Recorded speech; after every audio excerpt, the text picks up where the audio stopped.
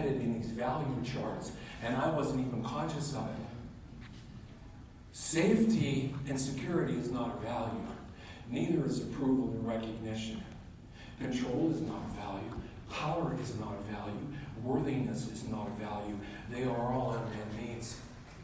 And if you have an unmet need, they generate negative emotions and negative beliefs. And it is subconscious. We do not even know that it's going on. And the unmet needs override the values.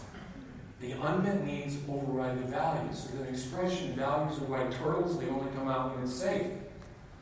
So as we expand looking at this, again, we've got inspiration here, values, positive feelings, positive belief. Over here, you've got motivation, needs, negative emotion, negative belief.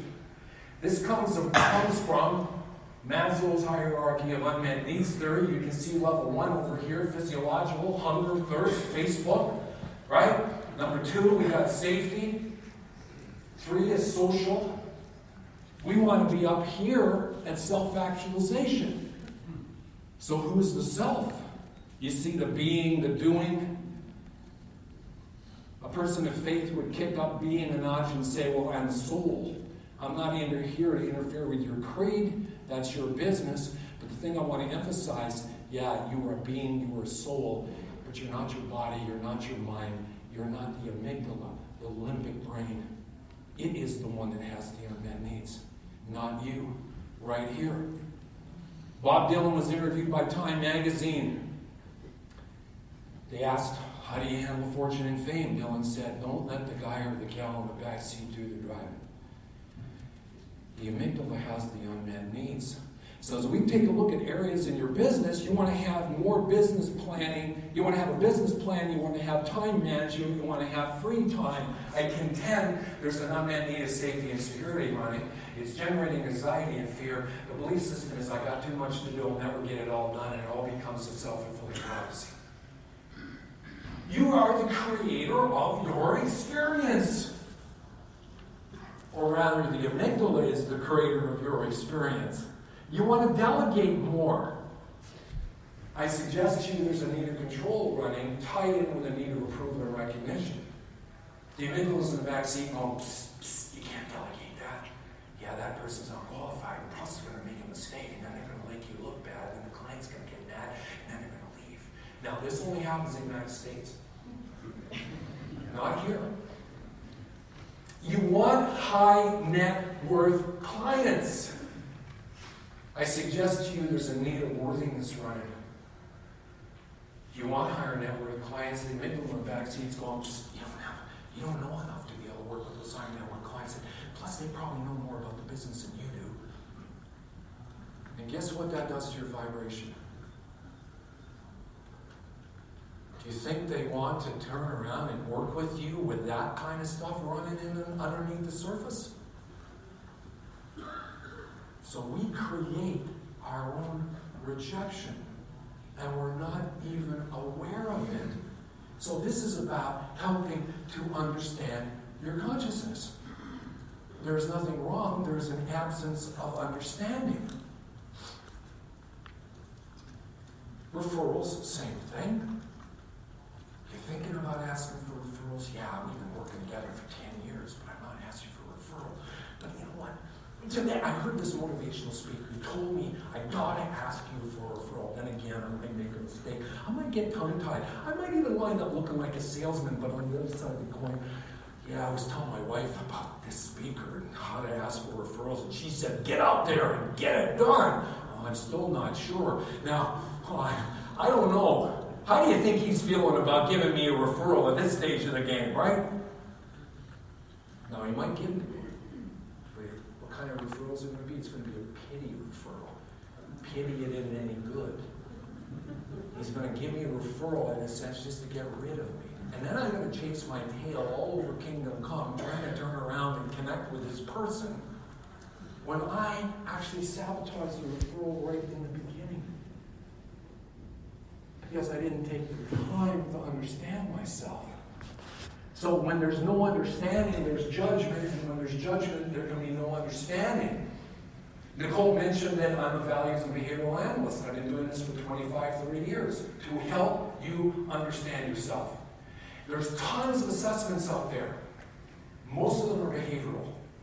They're talking about how and what to do. Myers-Briggs, Colby, there's tons of them. There's very few that isolate the values that help you to understand your why. And so here is a chart or a snapshot of a benchmark of the values that we look for to help advisors understand themselves. This, by the way, are the scores of the most successful advisors that are out there that we've observed. Left to right. First one is theoretical, knowledge and information. Next one is utilitarian, capitalism, return on investment. Next one's aesthetics. It shows up on a personal basis, appreciation of art, architecture, fashion, nature, design. Next one is social, people. Next one is individualistic, personal power, inner strength, self-esteem. The last one is traditional, how we follow the rules. So we are looking for a utilitarian score at number 1 at about 60. Return on investment. What kind of an investment, return on investment are you getting for your clients? What kind of a return on investment are you getting for yourself? How are you valuing your time and yourself? Yes, this industry is changing. We need to have a higher theoretical value. Money, insurance products are always changing. We also have to have a higher individualistic personal power to be able to sit down and ask clients what their needs are so that we can go out there and do the research and then deliver what it is they want and then ask them to be able to make a decision. Watch this side of the graph, and this is what we run into all the time. Look where the individualistic went. It's down to last. Look where the social went. It's up at number 1. The traditional, I'd say at number 2, and the traditional is at number 1. What happened here? What's going on here? These are no longer values. This is crossing into the territory of unmet needs. The social is through the roof. You've got a situation here where the advisor has a need of approval and recognition. They won't manage their time. They won't block out a buffer day on a Monday or create a buffer day on a Monday morning and say, this is sacred time when I'm going to turn around and look after my business. The amygdala in the back seat is constantly looking at the email, picking up the phone. You gotta create space. And they won't delegate. Why? Because over here, we've got this traditional value that should be scoring about 30. It's crossed over in the territory of immediate control. They want to micromanage everything. And they're not in the front seat running their business. The amygdala's in the back seat running their business. Do not misunderstand me. The quality of the work that they're doing is excellent, but they're maxed out. They can't do any more. They won't let go.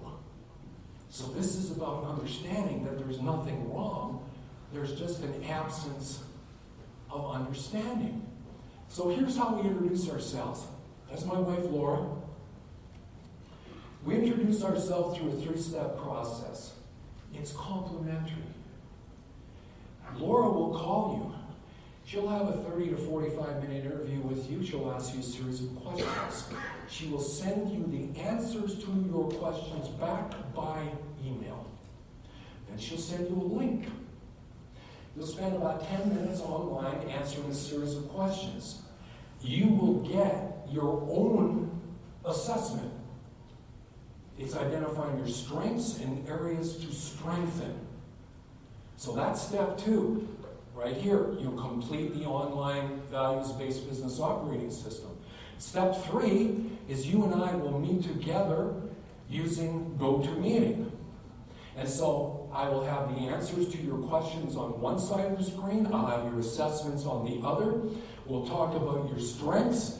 I'll help you to understand your blind spots.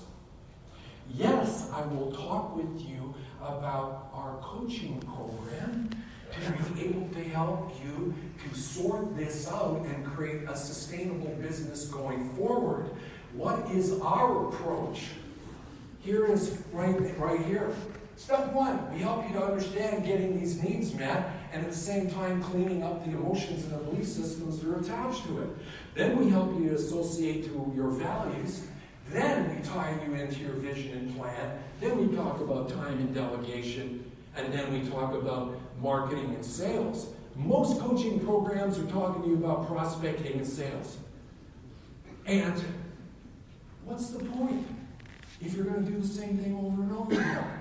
You need space. You need to be able to understand yourself, to be able to make sustainable changes. So,